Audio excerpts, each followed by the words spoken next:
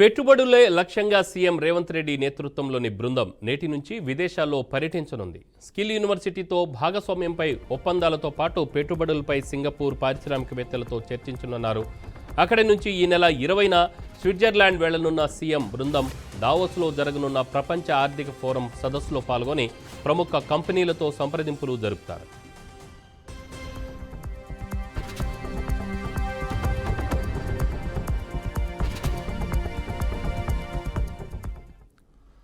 విదేశాల్లో రాష్ట్ర బృందం పెట్టుబడుల వేట నేటి నుంచి మొదలు కానుంది. సీఎం రేవంత్ రెడ్డి, పరిశ్రమల శాఖ మంత్రి శ్రీధర్ బాబు అధికారులు సింగపూర్, స్విట్జర్లాండ్లో పర్యటించనున్నారు. ఇవాల్టి నుంచి ఈ నెల 20 వరకు సింగపూర్లోనే ఉంటారు. చాంగిలోని Singapore University of Technology and డిజైన్ను సందర్శించనున్నారు.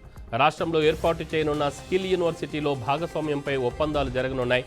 పారిశ్రామిక పెట్టుబడులపై కంపెనీలతో చర్చించనున్నారు.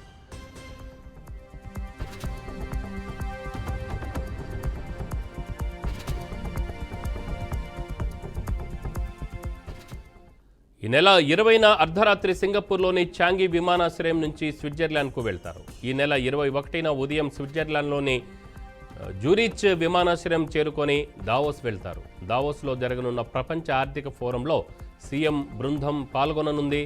దేశ విదేశాలకు చెందిన ప్రజాప్రతినిధులు, పారిశ్రామికవేత్తలు, ఆర్థిక నిపుణులు సదస్సుకు హాజరు కానున్నారు. పారిశ్రామికవేత్తలతో రాష్ట్రానికి పెట్టుబడులపై చర్చించి ఒప్పందాలు చేసుకోనున్నారు.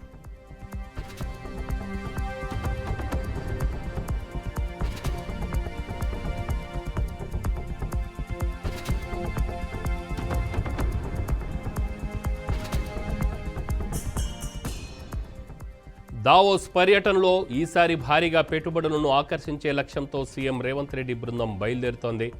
రాష్ట్రంలో ముఖ్యంగా హైదరాబాద్కు ఉన్న సానుకూలతలతో భారీగా పెట్టుబడులు వస్తాయని సీఎం ధీమాతో ఉన్నారు.